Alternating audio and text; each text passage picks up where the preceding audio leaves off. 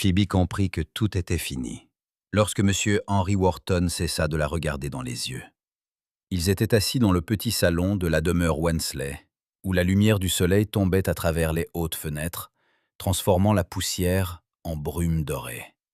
Sur la table basse entre eux, refroidissait le thé dans des tasses de porcelaine. Aucun d'eux n'y avait touché. Le père de Phoebe, Sir Charles Wensley, se tenait près de la cheminée, une main appuyée sur le manteau. Son visage était impassible, comme toujours en de tels moments. Mais sa fille le savait. Il comptait intérieurement.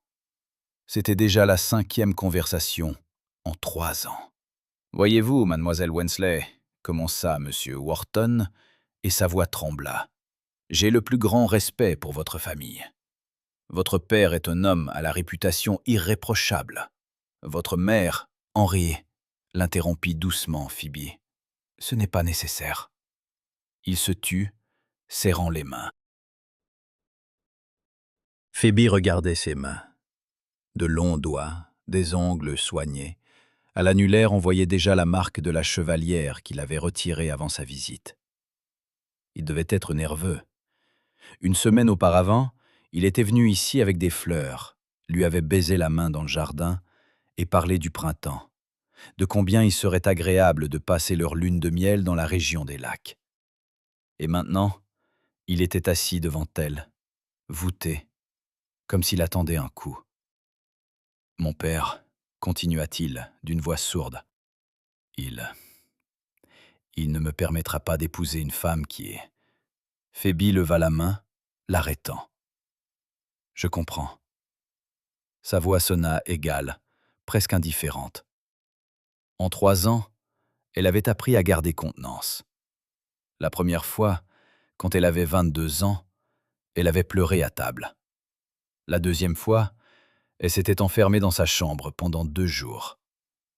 La troisième, elle avait encore essayé d'expliquer, de prouver qu'un mariage pouvait être heureux, même sans enfant. La 4e fois, elle avait simplement hoché la tête. Et maintenant, la 5e, elle ne ressentait même plus de douleur. Seulement un vide, froid et profond comme un puits.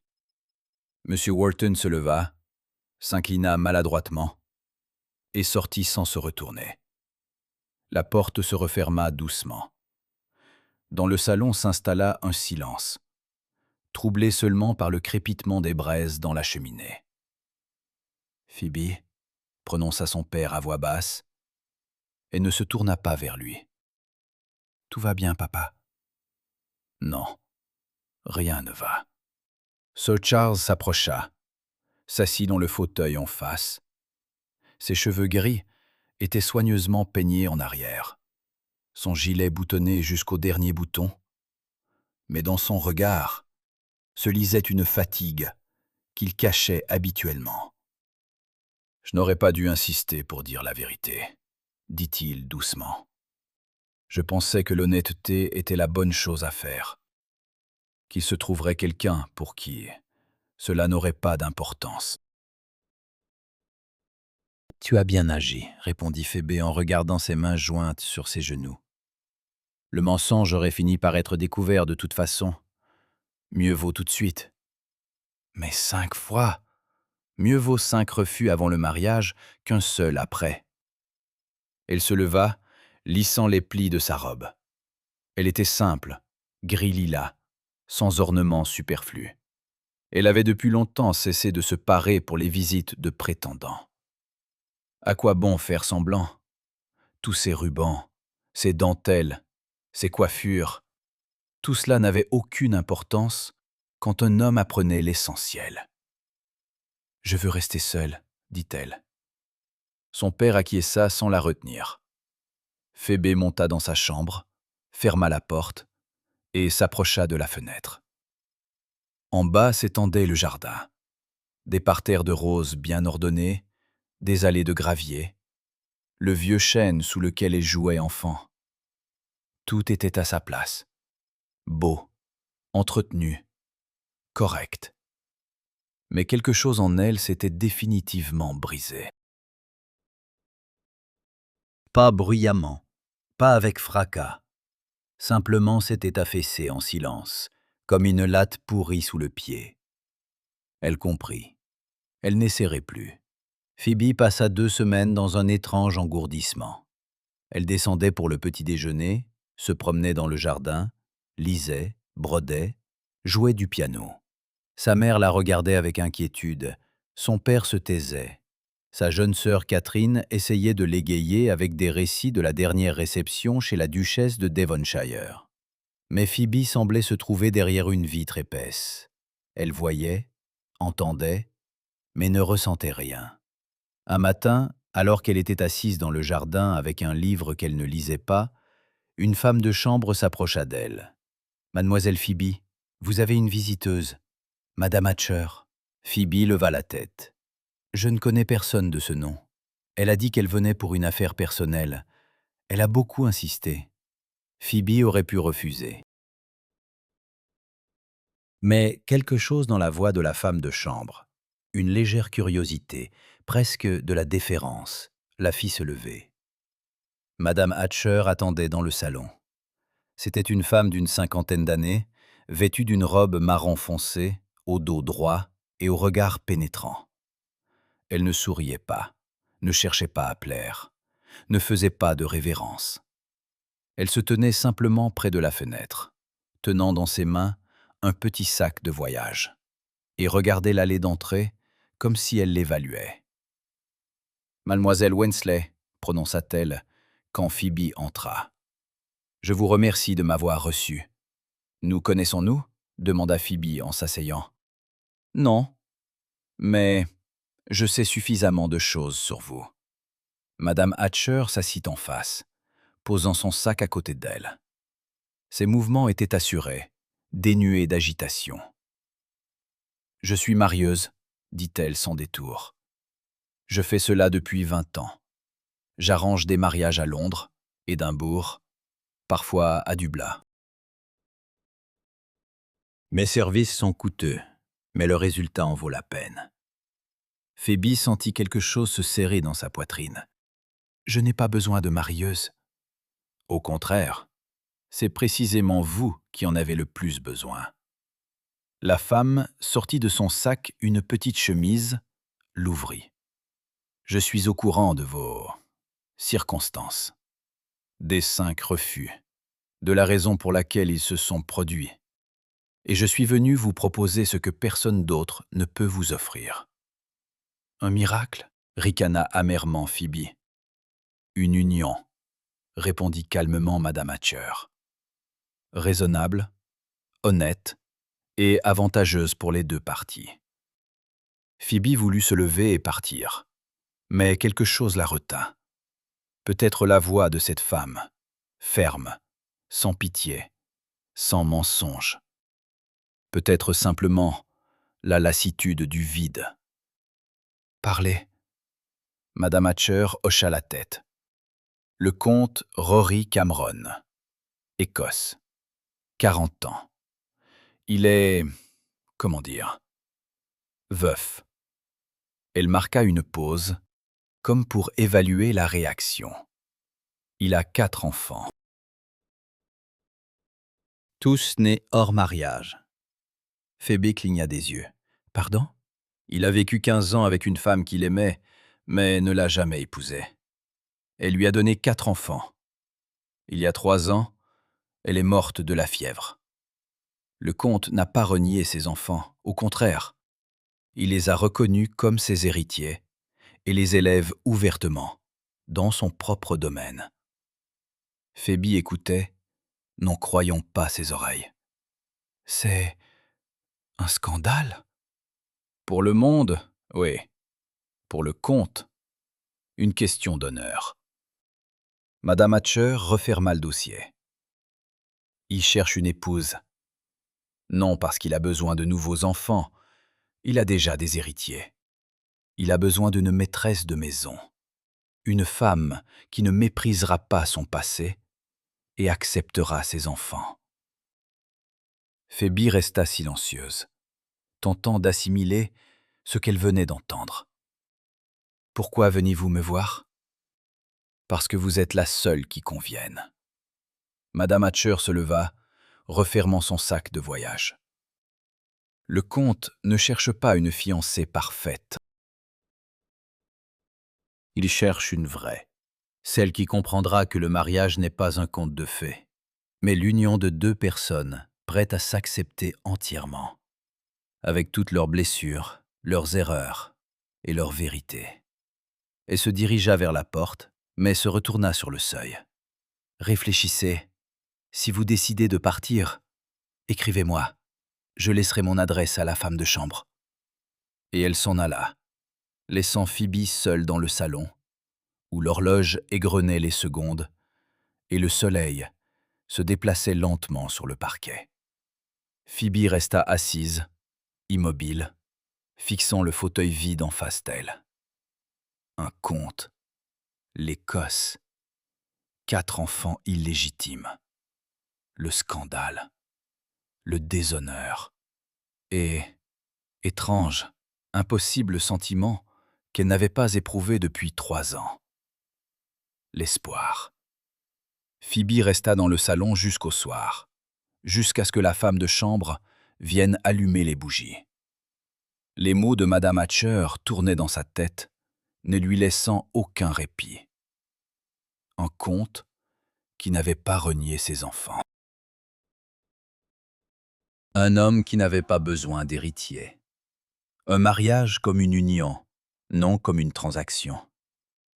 Elle monta dans sa chambre, entra dans la chambre à coucher et s'arrêta devant le miroir. Le reflet la regardait calmement. Des cheveux blonds rassemblés en un chignon simple, un visage pâle aux traits fins, des yeux bleus où brillait autrefois l'espoir, et maintenant, seulement la lassitude. Phoebe passa la main sur sa joue. 25 ans, 5 refus, et pas un seul homme qui aurait voulu rester. Et se détourna du miroir. Le lendemain matin, Phoebe descendit pour le petit déjeuner plus tôt que d'habitude. Son père était déjà assis à table avec son journal, sa mère versait le thé. La cadette dormait encore. Catherine aimait pas rester au lit jusqu'à midi. « Une femme est venue hier, » dit sa mère, en tendant une tasse à Phoebe. La femme de chambre a dit qu'elle s'était présentée comme marieuse. « Oui, » répondit Phoebe doucement. « Madame Hatcher. » Son père abaissa son journal, regardant sa fille par-dessus ses lunettes. Et que voulait-elle? Phoebe remua lentement le sucre dans son thé, regardant le liquide sombre tourbillonner. Elle m'a proposé une option. Sa mère se figea, la théière à la main. Quelle option? Phoebe leva les yeux. Le comte Rory Cameron. Écosse. Il a 4 enfants, nés hors mariage. Il cherche une épouse, mais pas pour perpétuer sa lignée, pour tenir sa maison. Le silence s'installa. Son père retira lentement ses lunettes, les essuya avec un mouchoir. « Cameron », répéta-t-il pensivement. « J'ai entendu ce nom. Vieille famille, des terres dans les Highlands, une fortune convenable. Mais la réputation, scandaleuse, acheva Phoebe. Je sais. Sa mère posa la théière sur la table. Phoebe, ma chérie, tu comprends ce que cela signifie? Épouser un homme qui vit ouvertement avec des enfants illégitimes? Le monde ne te pardonnera pas une telle union. Le monde ne me pardonne déjà pas de ne pouvoir enfanter, répondit doucement Phoebe. Est-ce que cela a vraiment de l'importance? Son père la regarda longuement, puis soupira et remit ses lunettes. Tu veux y aller? Phoebe serra les doigts sur l'anse de sa tasse. Je ne sais pas, peut-être. Oui, juste pour voir. Faire connaissance. Et ensuite je déciderai. Sa mère voulut dire quelque chose, mais son père secoua la tête pour l'arrêter. Si tu veux y aller, Vas-y, j'écrirai une lettre au comte. Tout doit être fait correctement. Une semaine plus tard, Phoebé était assise dans une voiture qui l'emmenait vers le nord. Le voyage se révéla long. 3 jours de route avec des arrêts dans des auberges. Chaque jour, le paysage derrière la fenêtre changeait. Les plaines régulières d'Angleterre cédaient la place aux collines, les collines aux montagnes, et l'air devenait de plus en plus froid et vif. Phoebe voyageait seule, si l'on ne comptait pas la femme de chambre Anne qui somnolait sur le siège opposé. Son père avait voulu l'accompagner, mais Phoebe avait refusé. C'était son choix, son chemin. Et si quelque chose tournait mal, elle devrait se débrouiller seule. Le 3e jour, la voiture quitta la route principale pour un chemin étroit serpentant entre les rochers. Anne se réveilla, jeta un regard effrayé par la fenêtre et se signa. « Seigneur, mademoiselle Phoebe, mais c'est le bout du monde ici. » Phoebe garda le silence. Elle aussi regardait par la fenêtre, contemplant la beauté sauvage et austère de ces lieux. Des rochers couverts de bruyères, des ruisseaux rapides dévalant des montagnes, de rares arbres tordus par le vent. Rien de commun avec les jardins soignés et les haies bien taillées. Vous savez, j'ai longtemps réfléchi à l'endroit où envoyer Phoebe. J'aurais pu la laisser à Londres, organiser une rencontre avec le comte dans un salon autour d'une tasse de thé. Mais alors, ce serait une autre histoire. Parce que l'Écosse ici n'est pas juste un décor, c'est une frontière. Un endroit où un monde se termine et un autre commence. Dans l'Angleterre victorienne, il existait une carte invisible mais rigide des convenances. Londres est le centre de cette carte, où chaque pas que vous faites est mesuré, pesé, inscrit dans le carnet de quelqu'un. On ne peut pas trébucher là-bas. On ne peut pas être soi-même si votre « je » ne s'inscrit pas dans les normes. L'Écosse, en revanche, a toujours été une périphérie, sauvage, indomptée, vivant selon ses propres lois. Les couples amoureux s'y échappaient pour se marier sans la bénédiction des parents. On y exilait les héritiers gênants. Ceux qui n'avaient plus de place au centre s'y rendaient. Phoebe est assise dans la calèche et regarde la propreté anglaise se transformer en la rudesse écossaise. Elle ne comprend pas encore, mais elle sent déjà, avec le paysage, quelque chose change en elle-même. Ces collines, ces pierres, ce vent, ils ne lui demandent pas de conformité. Ils sont simplement là. Et elle, pour la première fois en 3 ans, peut simplement être. La géographie est toujours une métaphore. La route vers le nord est un chemin vers soi. Enfin, le domaine apparut au loin. Il se dressait sur une hauteur entouré d'un mur de pierre. La maison était massive, bâtie en pierre grise, avec des fenêtres étroites et des tourelles aux angles. Elle ressemblait davantage à une ancienne forteresse qu'à une demeure. Tout autour s'étendaient des prairies où paissaient des moutons, et plus loin, par-delà les collines, on apercevait les eaux sombres d'un lac. La voiture s'arrêta devant le portail. Le cocher sauta à terre et ouvrit la portière. Phoebe descendit en rajustant ses jupes.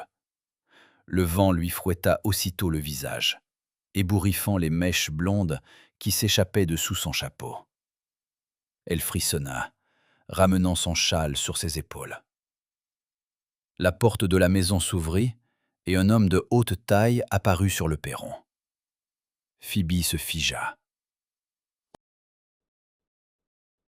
Le comte Rory Cameron ressemblait exactement à l'idée qu'elle se faisait d'un lord écossais. Large d'épaules, avec des cheveux sombres striés de gris, vêtu d'une simple chemise blanche et d'un gilet. Pas de ruban, pas de dentelle, pas de tenues extravagantes. Il marchait vers elle d'un pas assuré, et Phoebe remarqua qu'il boitait légèrement. Une vieille blessure, sans doute. Il s'arrêta à quelques pas, la détaillant d'un regard attentif. Pas évaluateur, pas concupissant, simplement attentif, comme s'il cherchait à comprendre qui se tenait devant lui. « Mademoiselle Wensley », prononça-t-il avec un léger accent écossais. « Soyez la bienvenue. » Sa voix était grave, posée, sans courtoisie excessive. Phoebe fit une révérence. « Milord ?» Il hocha la tête, puis se tourna vers la maison. « Entrons. Le voyage a été long, vous devez vous reposer. » Elle le suivit sur le gravier jusqu'à l'entrée.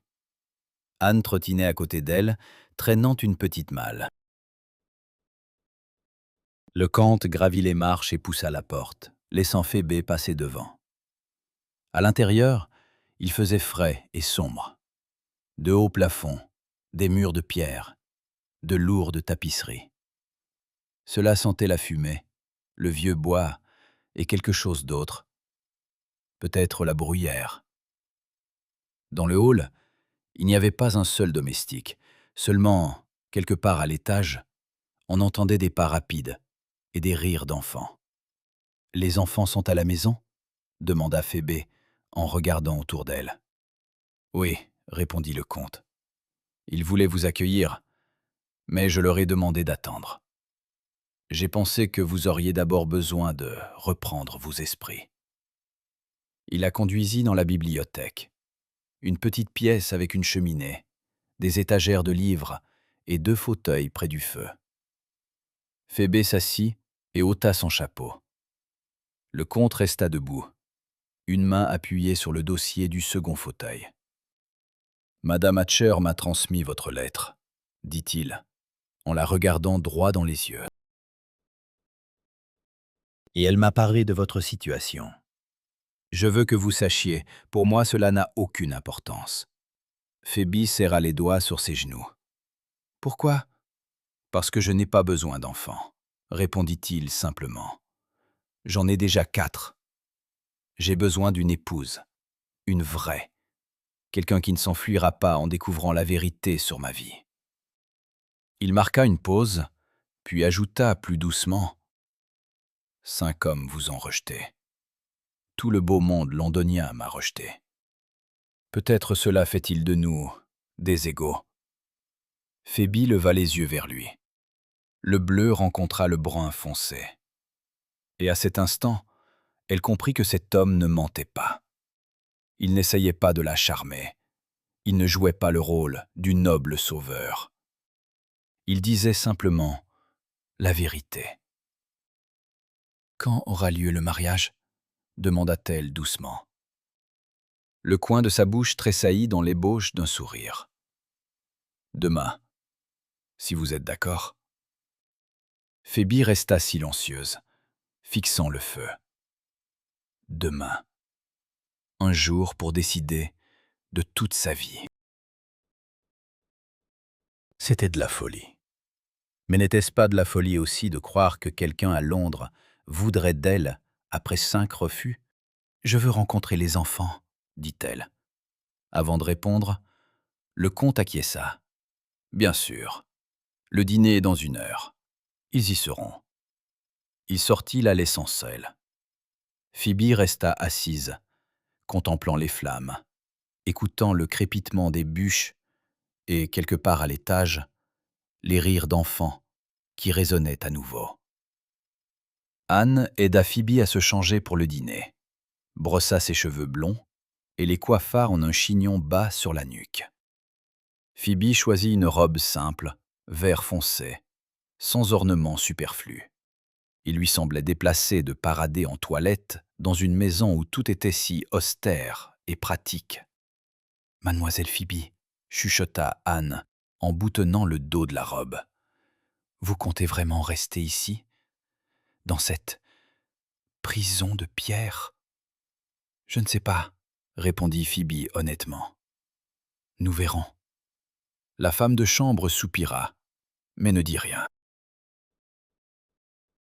Phébé se regarda dans le miroir. Un visage pâle, des yeux bleus inquiets, des lèvres serrées. Elle avait l'air de marcher à l'échafaud plutôt qu'au dîner. « Ressaisis-toi, » se dit-elle. « Ce ne sont que des enfants. » Mais lorsqu'elle descendit dans la salle à manger, Elle comprit qu'elle s'était trompée. Ce n'était pas simplement des enfants. La salle à manger était une vaste pièce avec une longue table en chêne qui aurait pu accueillir une vingtaine de personnes.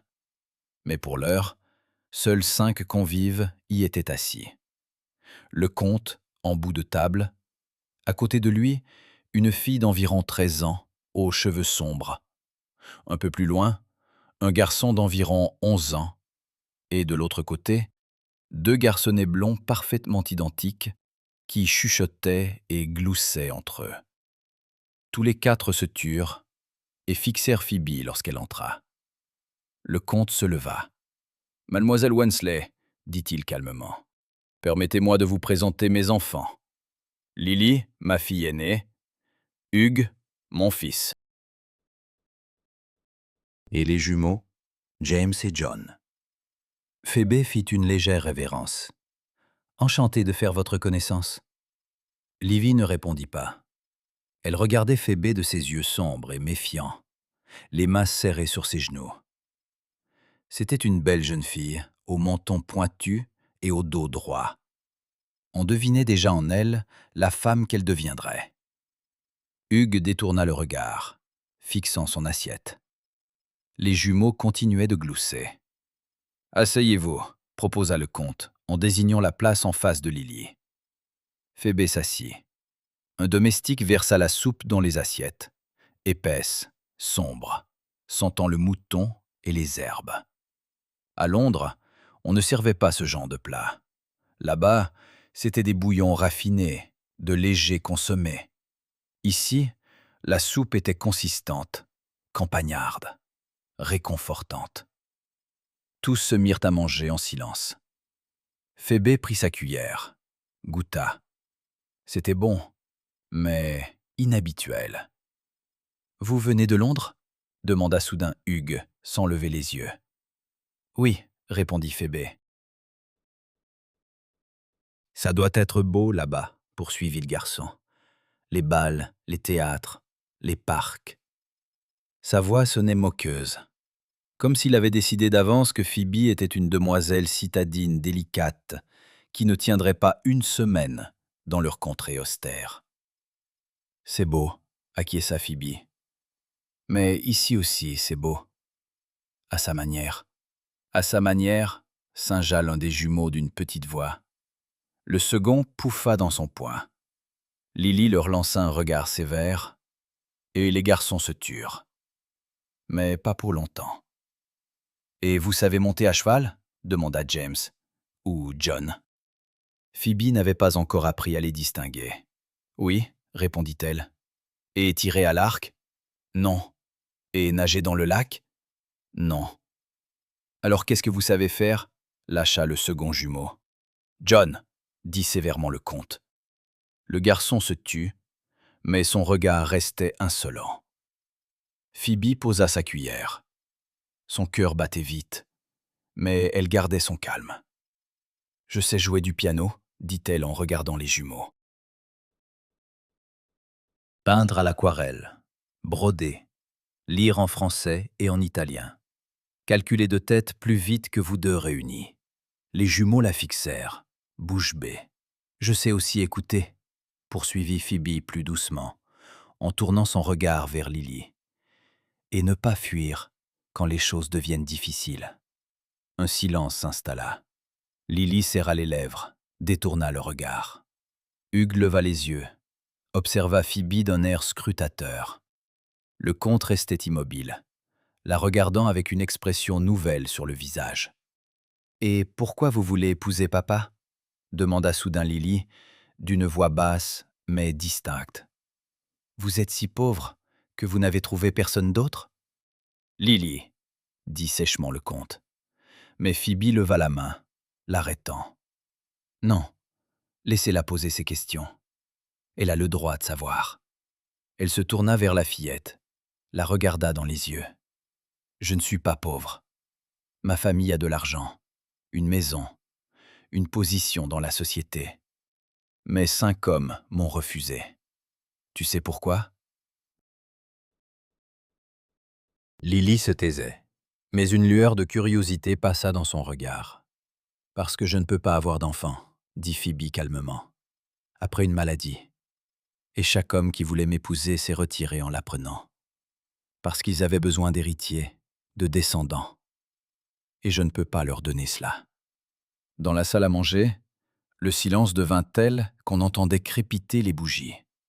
Votre père est le seul qui ait dit que cela n'avait pas d'importance, poursuivit Phoebe.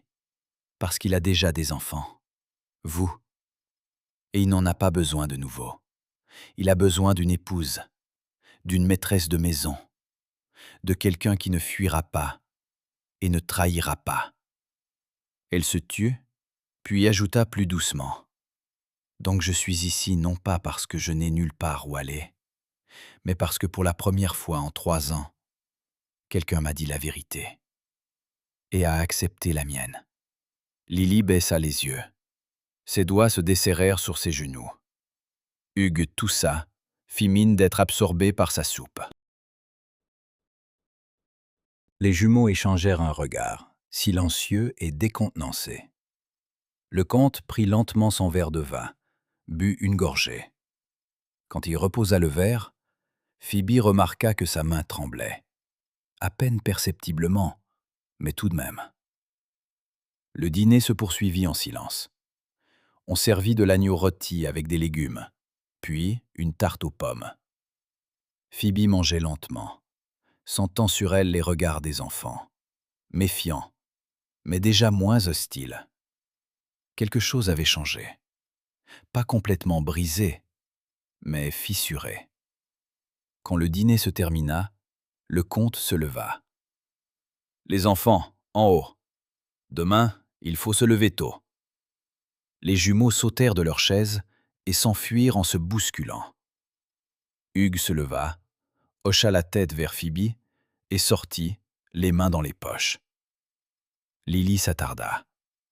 Elle s'approcha de son père, se mit sur la pointe des pieds et lui chuchota quelque chose à l'oreille.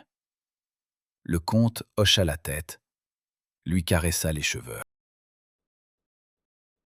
La fillette jeta à Phoebe un regard rapide, déjà moins hostile, mais encore méfiant, et disparut derrière la porte. Phoebe resta seule avec le comte. Il s'approcha de la fenêtre, regardant dans l'obscurité. Derrière la vitre, le vent faisait rage, courbait les arbres, chassait les nuages dans le ciel. « Vous vous en êtes bien sortis, » dit-il, sans se retourner. « J'ai dit la vérité, » répondit Phoebe. Il la méritait. Toutes les femmes ne parleraient pas de cela avec des enfants étrangers. Ils ne sont pas étrangers. Si j'accepte, ils deviendront miens. Le comte se retourna. À la lueur des bougies, son visage paraissait fatigué. Mais quelque chose de nouveau brillait dans ses yeux. Du respect, peut-être. Ou de la reconnaissance. « Le mariage est demain, à midi, » dit-il. « Dans la chapelle, à 3 miles d'ici. Si vous refusez, je vous donnerai une voiture et vous retournerez à Londres. » Mais si vous acceptez, il ne termina pas sa phrase. Phoebe se leva, lissant sa jupe. « Je réfléchirai jusqu'au matin. » Il hocha la tête. Elle sortit de la salle à manger, monta dans sa chambre. Anne lui avait déjà préparé son lit, allumé les bougies. Phoebe la renvoya, se déshabilla et se coucha, fixant le plafond. Demain. 4 enfants et un comte dont tout le monde s'était détourné. Une maison de pierre à la lisière de l'Écosse, où le vent hurle la nuit, et où l'on sent la bruyère. Et elle, une femme que 5 hommes avaient refusée. Phoebe ferma les yeux. Quand elle les rouvrit, l'aube pointait déjà derrière la fenêtre. Elle se leva, s'approcha de la fenêtre. En bas, dans le pré, paissaient des moutons. Plus loin, on apercevait le lac, sombre et calme. Et au-dessus des montagnes, se levait l'aurore, rose, froide, magnifique. Phoebe s'habilla, descendit. Dans le hall, il n'y avait personne. Elle passa dans la bibliothèque, où elle avait parlé avec le comte la veille. Sur la table, se trouvait une feuille de papier et une plume. Elle s'assit, prit la plume, la trempa dans l'encre et n'écrivit qu'un seul mot. Oui. Le comte trouva le billet 1 heure après l'aube. Phébé entendit ses pas dans le couloir, puis le silence. Il devait lire. Puis de nouveau des pas, plus rapides cette fois, résolus. La porte de la bibliothèque s'ouvrit brusquement. Il se tenait sur le seuil, tenant son billet à la main. Il la regardait, comme s'il cherchait à s'assurer qu'elle était bien réelle. « Vous êtes certaine ?» demanda-t-il. Phébé se leva de son bureau. Ses mains tremblaient, mais sa voix était ferme. « Oui. » Il plia le billet, le glissa dans la poche de son gilet. « Alors nous avons 4 heures. La cérémonie est à midi. » Il sortit sans ajouter un mot de plus. Phébé resta debout au milieu de la bibliothèque, écoutant ses pas s'éloigner dans le couloir. La porte d'entrée claquait. Les voix et le bruit de sabots retentirent au dehors. Le comte était parti pour la chapelle, sans doute pour s'entendre avec le prêtre. Anne fit irruption dans la pièce une demi-heure plus tard, rouge et essoufflée. « Miss Phoebe, la cuisinière dit que le mariage a lieu aujourd'hui. C'est vrai ?» Phoebe hocha la tête. La femme de chambre poussa un cri, porta la main à son cœur, puis se précipita vers la malle. « Seigneur Dieu, et qu'allez-vous porter? Nous n'avons pas de robe convenable. Tout ce que nous avons pris, ce sont des tenues de voyage, rien de festif. » « Peu importe, » dit Phoebe calmement. « N'importe laquelle fera l'affaire. »« N'importe laquelle? Miss Phoebe, vous allez épouser un comte. Vous n'allez pas au marché. » Mais Phoebe n'écoutait pas. Elle s'était approchée de la fenêtre, contemplant les collines. Quelque part là-bas, à 3000, se dressait la chapelle. Dans quelques heures, elle serait comtesse Cameron, l'épouse d'un homme qu'elle n'avait vu qu'une seule fois. La belle-mère de 4 enfants qui n'avait pas encore décidé s'il l'accepterait ou non. Anne finit par choisir une robe couleur crème, à col haut et manches longues, modeste mais digne. Elle coiffa les cheveux de Phoebe en boucles souples, laissant quelques mèches blondes encadrer son visage. Aucun bijou, aucun ruban, rien que la simplicité. Lorsque Phoebe descendit, les enfants l'attendaient dans le hall. Lily portait une robe neuve, bleu marine, avec un col blanc. Ses cheveux étaient tressés, ses joues empourprées d'un rouge fiévreux. Hugues avait boutonné sa redingote jusqu'au dernier bouton, mais sa cravate dépassait de travers malgré tout. Les jumeaux se tortillaient sur place dans leurs petits costumes identiques, essayant de se pincer mutuellement en cachette. Tous les 4 se turent en voyant Phoebe. « Vous êtes belle ?» lâcha Lily, puis rougit encore davantage. Phoebe sourit. « Merci. Vous aussi. » Le comte apparut sur le seuil. Il était vêtu simplement. Redingote noire, chemise blanche, pantalon sombre. Aucune décoration, aucun ruban, aucun joyau familial. Mais il avait une telle allure que Phoebe oublia de respirer un instant. Il émanait de lui une force austère, discrète, comme un roc contre lequel se brisent les vagues. « Il est temps, » dit-il. La voiture attendait devant le perron, ancienne mais solide, attelée d'une paire de chevaux gris. Le comte aida Phoebe à monter, puis les enfants grimpèrent. Anne s'installa à côté du cocher. La voiture s'ébranla. La route serpentait entre les collines. Phoebe regardait par la fenêtre les pentes rocailleuses couvertes de bruyères, les ruisseaux étincelants au soleil, les chênes clairsemés, noueux et trapus. L'air était frais, sentant la pluie et les herbes. Rien à voir avec le Londres poussiéreux. Les jumeaux bavardaient sans arrêt. Hugues restait silencieux. regardant par la fenêtre opposée. Lily était assise près de son père, serrant sa main. Le comte caressait ses doigts, sans dire un mot.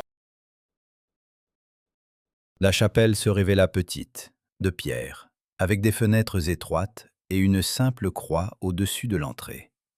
À côté se trouvait un cimetière, entouré d'un muret bas. Phoebe aperçut des fleurs fraîches sur l'une des tombes et comprit, leur mère était enterrée là. Le comte descendit de la voiture le premier, aida Phoebe à descendre. Les enfants coururent en avant, poussant la porte de la chapelle. Phoebe s'attarda, regardant le cimetière. Elle s'appelait Eileen, dit doucement le comte, suivant son regard. C'était la fille du jardinier. Je l'ai rencontrée quand j'avais 25 ans. Elle avait 3 ans de moins que moi. Phoebe garda le silence. Je voulais l'épouser, poursuivit-il. Mais mon père l'a interdit. Il a dit qu'un comte ne pouvait pas prendre pour femme une roturière. Je me suis disputé avec lui. Je suis venu ici, au domaine, et j'ai vécu avec Eileen pendant 15 ans, sans nous marier. Il se tut, puis ajouta d'une voix sourde. Quand elle était mourante, elle m'a demandé de trouver une bonne mère pour les enfants. Pas une belle-mère qui les supporterait. Une mère. Phoebe se tourna vers lui. Je ne pourrai pas la remplacer. Je ne vous le demande pas, répondit le comte. Je vous demande d'être vous-même. Ils entrèrent dans la chapelle.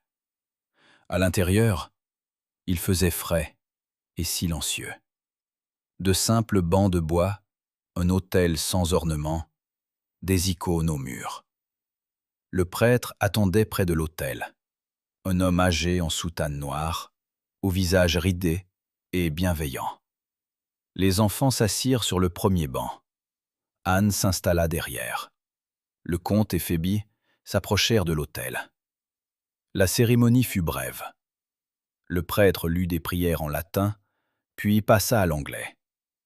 Il demanda si Rory Cameron prenait pour épouse Phoebe Wensley. Il demanda si Phoebe Wensley prenait pour époux Rory Cameron. Oui, dit le comte fermement. Oui, répéta Phoebe, et sa voix résonna plus doucement, mais tout aussi assurée. Il n'y avait pas d'alliance.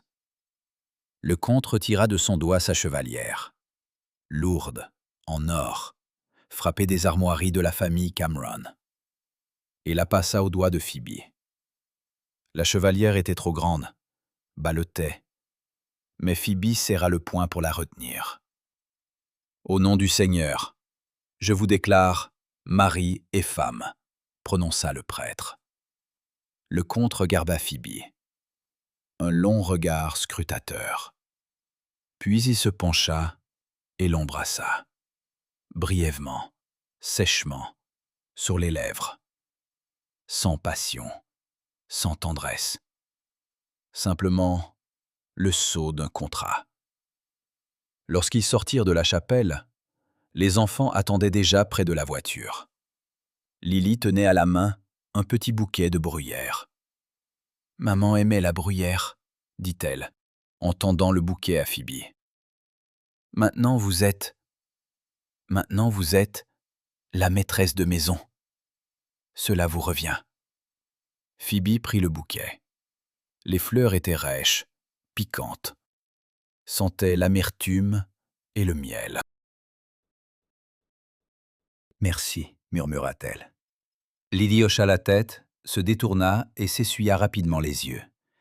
Le chemin du retour parut plus court. Les jumeaux s'étaient endormis, blottis l'un contre l'autre.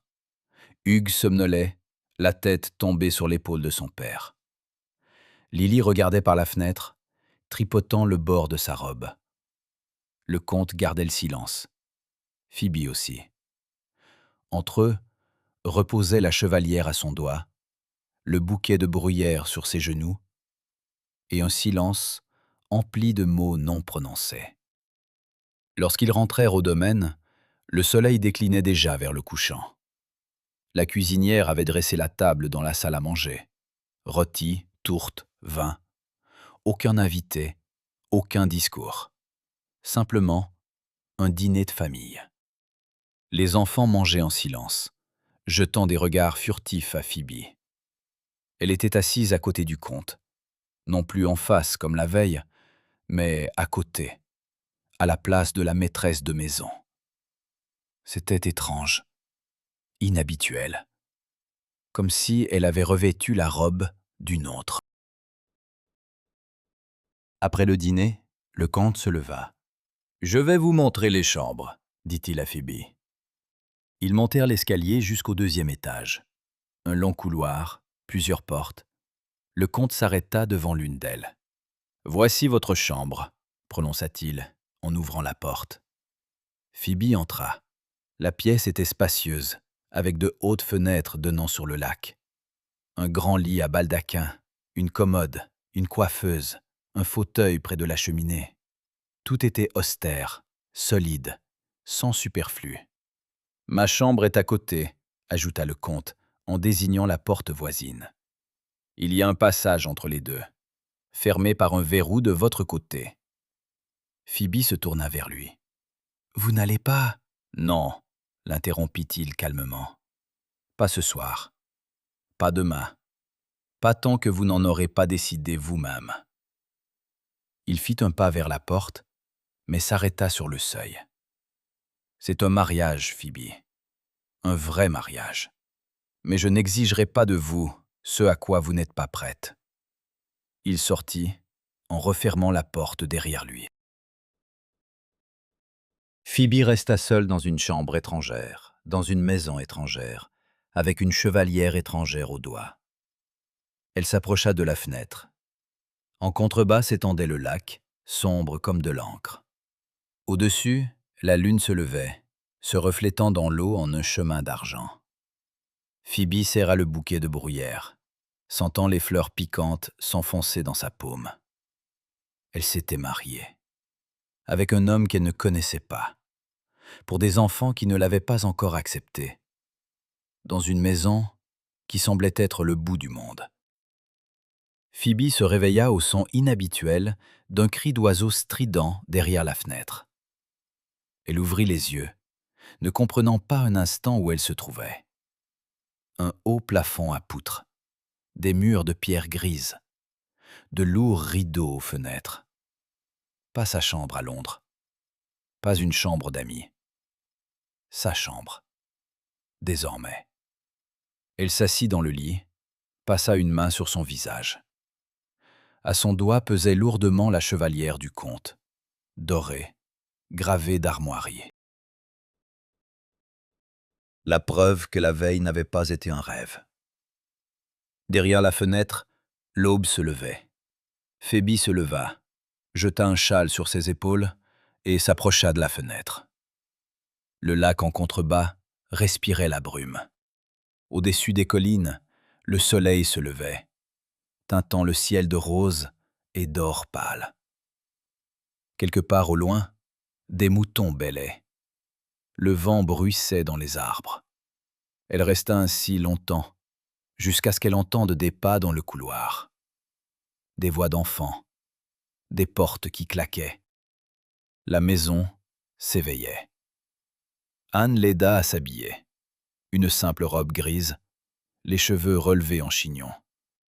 Aucun bijou, hormis la chevalière. Phoebe descendit pour le petit déjeuner. Dans la salle à manger, les enfants étaient déjà attablés. Les jumeaux engloutissaient leur bouillie d'avoine.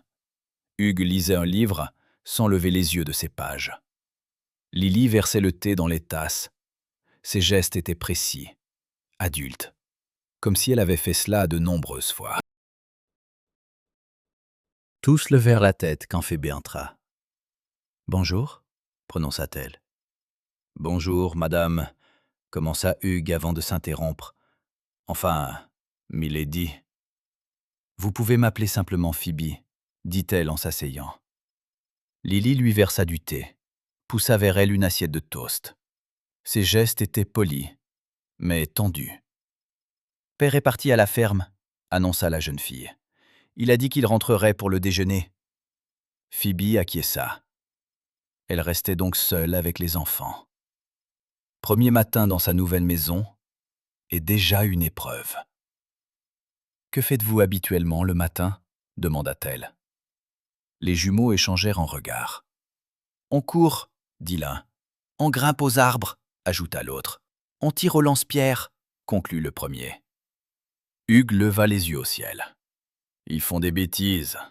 Moi, j'étudie le latin avec M. Fraser, mon précepteur. Et Lily s'occupe de la maison. » Phoebe regarda Lily. La jeune fille baissa les yeux. « Maman me l'avait appris » dit-elle doucement. Quelqu'un doit surveiller la maison. Parler à la cuisinière, aux servantes, vérifier les réserves. « Tu as 13 ans » l'interrompit doucement Phoebe. Lily leva les yeux vers elle. On y lisait de la défense, presque du défi. « Et alors ? Quelqu'un doit bien le faire. »« Je suis là maintenant » dit Phoebe. « Peux-tu me montrer ce qu'il faut faire ?» Lily se figea, ne s'attendant pas à cette réponse. « Vous voulez que je vous montre ?»« Oui. Tu connais cette maison mieux que moi. Tu seras mon guide. » La jeune fille resta silencieuse, puis hocha lentement la tête. Après le petit déjeuner, elles firent toutes deux le tour de la maison.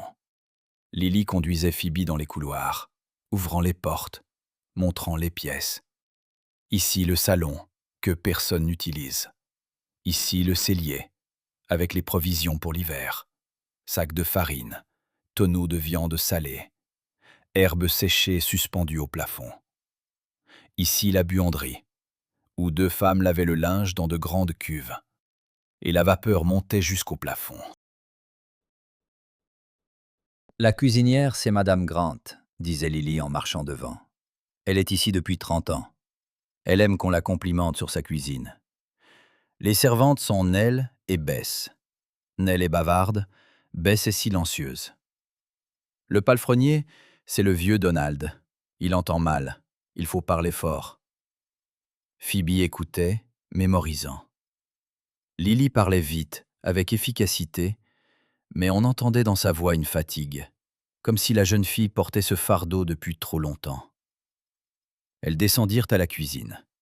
Madame Grant, une femme corpulente au visage rougeau, pétrissait de la pâte en les regardant du coin de l'œil.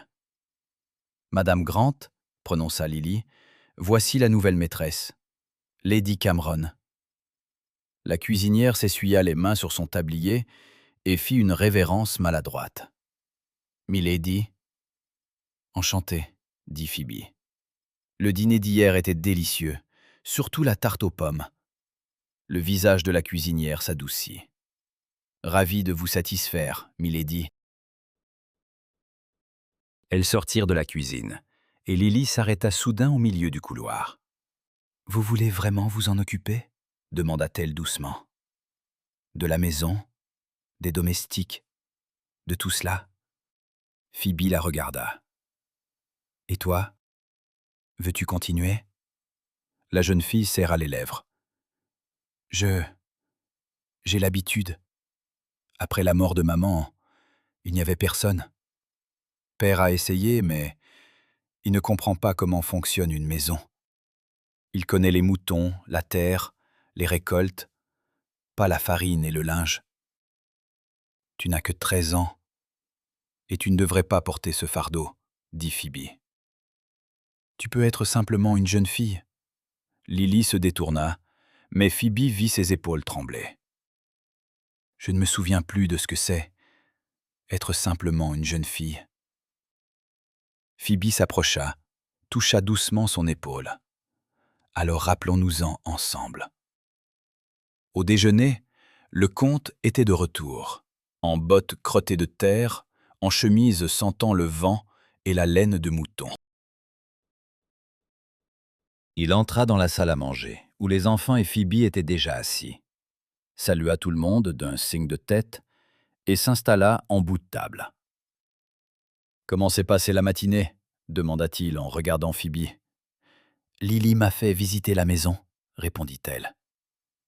J'ai fait connaissance avec les domestiques. Demain, je commencerai à m'occuper des réserves. Le comte jeta un rapide coup d'œil à sa fille. Lily était assise tranquillement, mais il y avait quelque chose de nouveau sur son visage. Pas du soulagement, mais quelque chose qui s'en approchait. Après le déjeuner, les jumeaux disparurent dehors. Hugues partit rejoindre son précepteur. Lily s'attarda. « Milady, commença-t-elle avec hésitation, savez-vous jouer du piano ?»« Oui, répondit Phoebe. Nous avons un piano, dans le salon de musique. Maman en jouait, mais après, personne n'y a plus touché. » Elle se tut, puis ajouta plus doucement. « Puis-je écouter ?» Phoebe se leva. « Allons-y. » Le salon de musique se trouvait au 2e étage, au bout du couloir. Petit, avec une seule fenêtre, avec un piano contre le mur.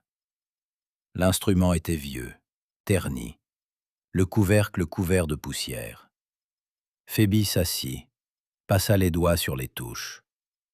Le son était sourd, désaccordé, mais reconnaissable. Elle commença à jouer. Quelque chose de simple, une mélodie dont elle se souvenait depuis l'enfance. Lily se tenait près de la fenêtre, regardant les collines. « Maman jouait du Mozart ?» dit-elle soudain. « Et des chansons écossaises. Père aimait écouter le soir. » Phoebe ne cessa pas de jouer. Quelle chanson jouait-elle le plus souvent ? « The Flower of Scotland ». Phoebe connaissait cet air. Elle passa à celui-ci, lent, triste, empli de nostalgie du pays. Lily ferma les yeux, et des larmes coulèrent sur ses joues. Silencieuse, sans bruit. Phoebe joua jusqu'à la fin, retira ses mains des touches. Le silence s'installa dans la pièce, lourd et vivant. « Je ne veux pas l'oublier, » chuchota Lily. « Mais je l'oublie déjà.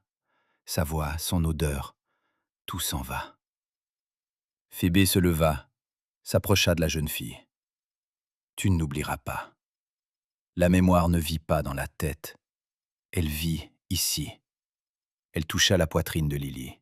« Et ici. » Elle toucha ses mains. « Dans ce qu'elle t'a appris. Dans la façon dont tu prends soin de tes frères. Dans la façon dont tu tiens cette maison. » Lily sanglota, enfouit son visage contre l'épaule de Phoebe. Phoebe l'enlaça, doucement, sans serrer, simplement en la tenant. La jeune fille pleura longtemps, libérant ce qui s'était accumulé pendant 3 ans. Quand elle se calma, elle essuya ses yeux, se recula. « Pardonnez-moi, » chuchota-t-elle. « Il n'y a rien à pardonner. » Lily la regarda, d'un long regard scrutateur. « Vous ne lui ressemblez pas à maman. Je sais. Mais vous êtes bonne. » Phoebe sourit. « Je m'efforcerai de l'être. » Le soir, quand les enfants furent partis dans leur chambre, Phoebe était assise dans la bibliothèque avec un livre. Elle n'arrivait pas à lire. Ses pensées s'éparpillaient. Elle pensait sans cesse à Lily, à ses larmes, à la fragilité de cette confiance. La porte s'ouvrit. Le comte entra, tenant 2 verres de vin. Il en tendit un à Phoebe, s'assit dans le fauteuil en face. « Lily a pleuré aujourd'hui, » dit-il sans préambule. « Pour la première fois en 3 ans. » Phoebe leva les yeux vers lui. « Vous avez entendu ? Nell me l'a raconté. Elle passait devant le salon de musique. » Il but une gorgée de vin. « Merci. » « Pourquoi ? » Pour ne pas avoir essayé de la consoler avec des mots. Pour avoir simplement été là. Phoebe baissa les yeux sur son verre. « Je sais ce que c'est. Perdre. Pas une mère, mais soi-même. Son espoir. Après le 5e refus, J'ai pleuré aussi. Seul, dans ma chambre. Et personne ne m'a dit que tout irait bien. Parce que cela aurait été un mensonge. Le comte se pencha en avant, posant ses coudes sur ses genoux. Qu'est-ce qui vous a aidé alors? Rien, j'ai simplement accepté que j'étais comme ça, que personne ne voudrait de moi, et je me suis résigné. Et puis Madame Hatcher est apparue. Oui, et vous? Ils se regardèrent à travers l'espace de la bibliothèque. 2 vies brisées, 2 vérités, 2 personnes que le monde avait rejetées. Je n'ai pas besoin que vous m'aimiez, prononça doucement le comte. Pas maintenant, peut-être jamais, mais j'ai besoin que vous soyez honnête. Avec moi, avec les enfants, avec vous-même. Et vous serez honnête avec moi? Demanda Phoebe. Toujours. Il se leva, finit son va. Bonne nuit, Phoebe. Bonne nuit, Rory.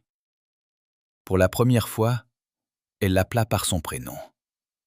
Il s'arrêta sur le seuil, se retourna. Quelque chose passa dans son regard. De la surprise peut-être, ou de la reconnaissance.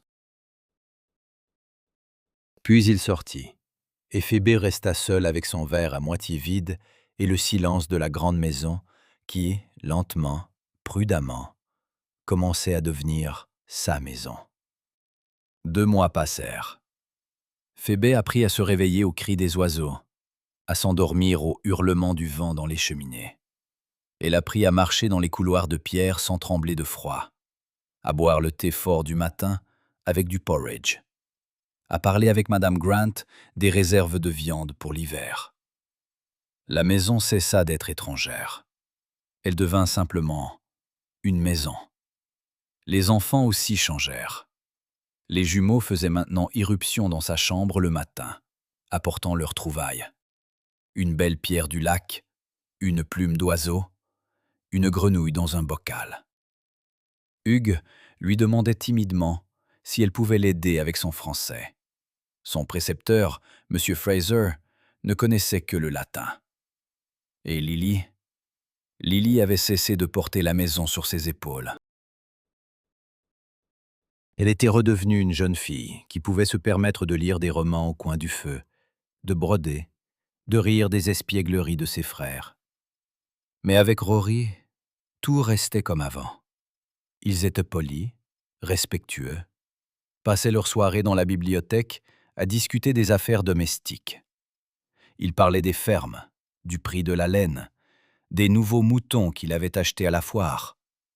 Elle, du toit de la buanderie qu'il fallait réparer, de Madame Grant qui demandait plus de sucre, de Lily qui voulait de nouveaux livres. Les conversations étaient correctes, raisonnables, vides. La porte entre leurs chambres restait verrouillée. Phoebe ne savait pas ce qu'elle attendait. De la passion? De la tendresse? Elle était mariée, mais se sentait comme si elle jouait un rôle dans une pièce où tous connaissaient leurs répliques, mais où personne n'y croyait vraiment. Un matin, fin octobre, alors que les collines se couvraient de givre et que le lac fumait de brume, Lily fit irruption dans la salle à manger, pâle et effrayée. « Papa n'est pas rentré. » Phoebe leva la tête de sa tasse de thé. « Quoi? Il est parti hier soir, pour la ferme éloignée. Il a dit qu'il serait de retour à l'aube. Mais il n'est pas là. » Hugues bondit de table. « Peut-être a-t-il été retardé? » « Il n'est jamais en retard, » prancha Lily. « Jamais. » Phoebe se leva, rejetant sa serviette. « Anne, prépare des couvertures chaudes et des gourdes de thé chaud. Hugues, cours voir le palefrenier. Dis-lui de seller les chevaux.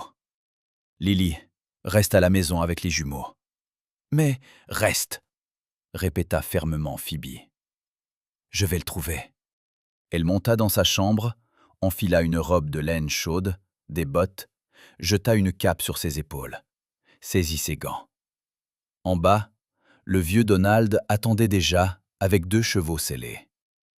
La route vers la ferme éloignée passe par le col, dit-il d'une voix rauque. Les pierres sont glissantes après la pluie. Le cheval a pu trébucher. Phoebe hocha la tête, prit les rênes.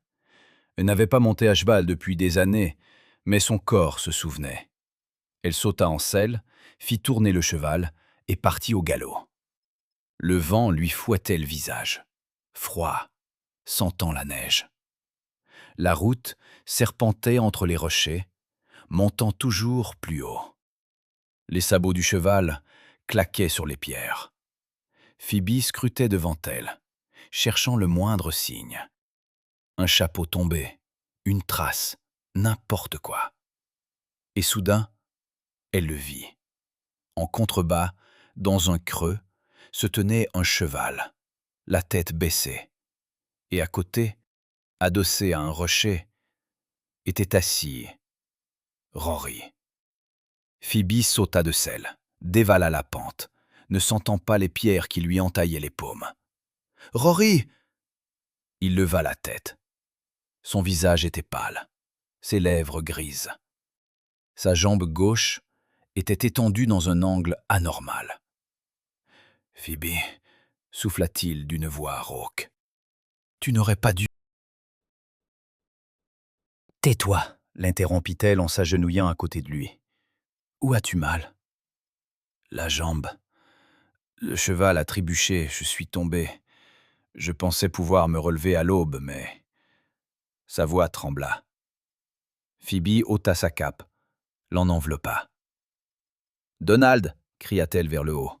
« Ici !» Le vieux palefrenier descendit, le souffle court. Ensemble, ils aidèrent Rory à se lever, l'installèrent sur le cheval. Phoebe monta derrière lui, l'enlaçant de ses bras, le maintenant. Il était lourd, brûlant de fièvre, sentant la sueur et la peur. « Tiens bon !» lui murmura-t-elle à l'oreille. « Nous sommes presque à la maison. » Le chemin du retour sembla interminable.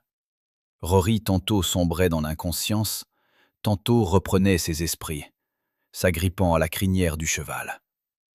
Phoebe le tenait, sentant ses bras s'embourdir de tension, mais ne le lâchant pas. Quand ils arrivèrent à la maison, les enfants attendaient déjà sur le perron. Lily criait, donnant des ordres aux domestiques. Hugues courait chercher le médecin.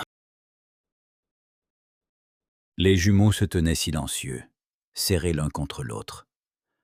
On porta Rory à l'intérieur, on l'allongea sur le lit de sa chambre. Le médecin arriva 1 heure plus tard, un homme âgé, aux mains tremblantes, mais au regard ferme. Il examina la jambe, remit l'os en place. Rory ne cria pas, serra seulement les dents si fort que ses lèvres blanchirent. « Une fracture », dit le médecin en sortant. « Nette, elle se ressoudra, mais il faut du repos. Au moins 6 semaines. » Phoebe acquiesça. Le médecin partit. Les enfants se pressaient dans l'embrasure de la porte. « Il va vivre ?» demanda doucement l'un des jumeaux. « Oui, » répondit Phoebe avec assurance. « Il vivra. » Elle retourna dans la chambre de Rory. Il était allongé, regardant le plafond, pâle, mais vivant. « Tu m'as trouvé ?» dit-il d'une voix rauque. Il tourna la tête, la regarda. Dans son regard, il y avait quelque chose de nouveau. Pas de la gratitude, pas de la surprise. Quelque chose de plus profond. « Je pensais mourir là-bas, » murmura-t-il. « Et ma dernière pensée était que je ne t'avais jamais dit. Il se tut. »« Quoi ?» demanda doucement Phoebe. Rory ferma les yeux. Que ce mariage a cessé d'être un arrangement. Pour moi. Depuis longtemps déjà. Le cœur de Phoebe fit un bond. Pour moi aussi. Il ouvrit les yeux, la regarda, d'un long regard chaleureux. Puis tendit la main. Phoebe la prit, entrelaça ses doigts aux siens. Ils restèrent ainsi, main dans la main, tandis que dehors la nuit tombait et que les bougies s'allumaient dans la chambre. Rory passa 6 semaines alité. Phoebe s'occupa de lui apportait à manger, lui faisait la lecture. Les enfants lui rendaient visite chaque jour. Les jumeaux racontaient leurs aventures. Hugues lui lisait des vers latins. Lily restait assise à côté de lui, tenant sa main. Et le soir, quand les enfants se retiraient, Phoebe restait. Au début, ils parlaient simplement, du passé, de ce qui les avait amenés ici. Rory racontait Eileen, comment il l'avait rencontrée, comment il l'avait aimée, comment il n'avait pas pu la protéger de la condamnation du monde.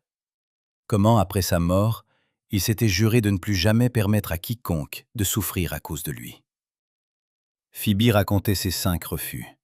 Comment, à chaque fois, elle s'était sentie de plus en plus inadéquate, brisée, inutile. « Je pensais que je ne pourrais jamais être l'épouse de quelqu'un », avoua-t-elle une nuit, assise au chevet de son lit. « Que j'étais faite pour la solitude. »« Et maintenant ?» demanda Rory. Phoebe leva les yeux vers lui.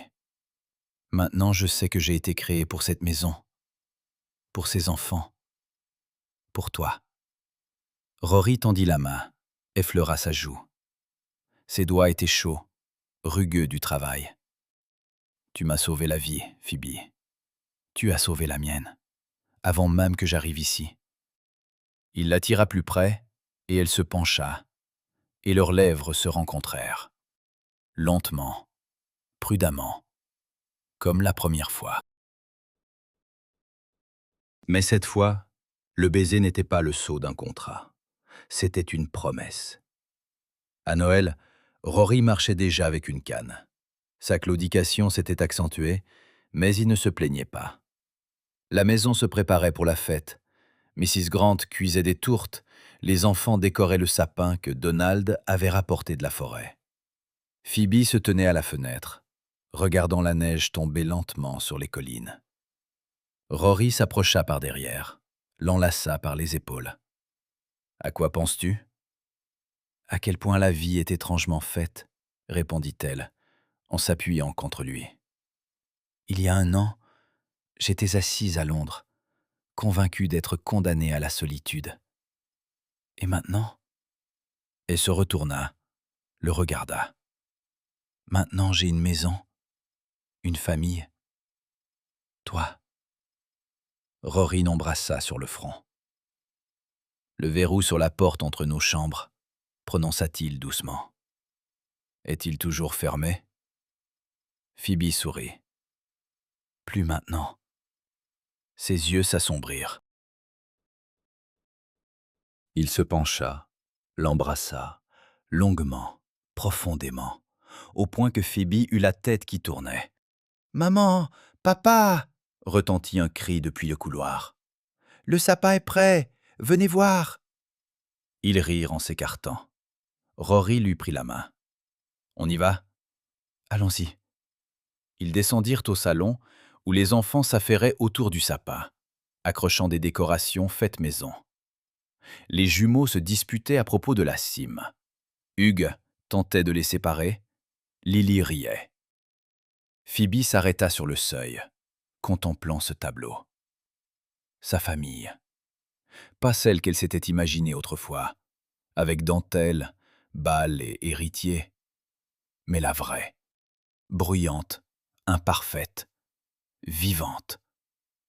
Rory serra sa main. « Heureuse ?» demanda-t-il doucement. Phoebe leva les yeux vers lui.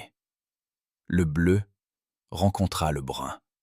« Oui, » répondit-elle simplement. « Pour la première fois de ma vie, oui. » La nuit de Noël fut glaciale.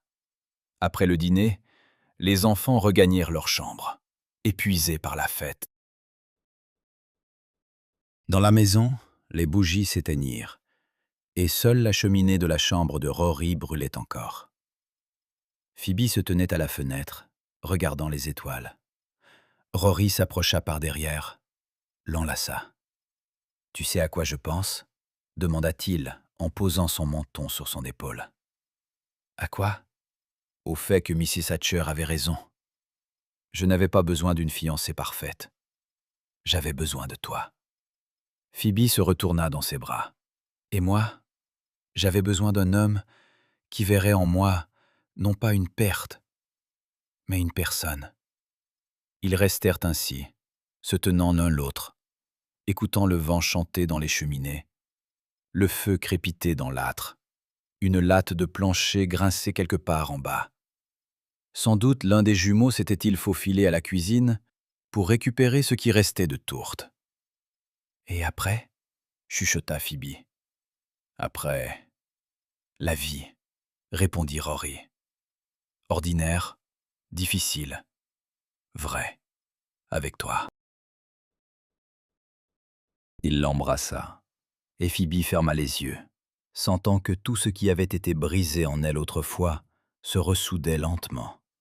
Ne disparaissait pas, les cicatrices restent à jamais, mais elles ne faisaient... Vous vous attendiez à ce que je dise, et ils vécurent heureux? Que Phoebe avait oublié les 5 refus, Rory, Aileen, les enfants, la mort de leur mère, et que tout était devenu comme dans un conte de fées? Non, ça ne se passe pas comme ça. Quand j'ai écrit cette histoire, je voulais raconter la vérité sur les gens avec des cicatrices. Que les cicatrices ne disparaissent pas. Phoebe ne pourra jamais avoir d'enfant. Ce n'est pas cette histoire où un miracle médical se produit à la fin. Rory ne retrouvera jamais sa place dans la société. Les portes des manoirs londoniens resteront fermées pour lui. Les enfants porteront toujours la marque des enfants illégitimes. La loi ne changera pas parce qu'ils ont une belle belle-mère. Mais voici ce qui change.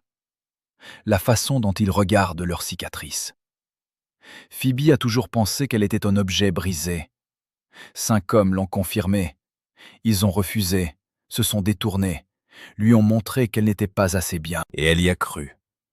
Jusqu'à ce qu'elle rencontre quelqu'un qui n'avait pas besoin de sa capacité à enfanter, qui avait besoin d'elle, elle-même.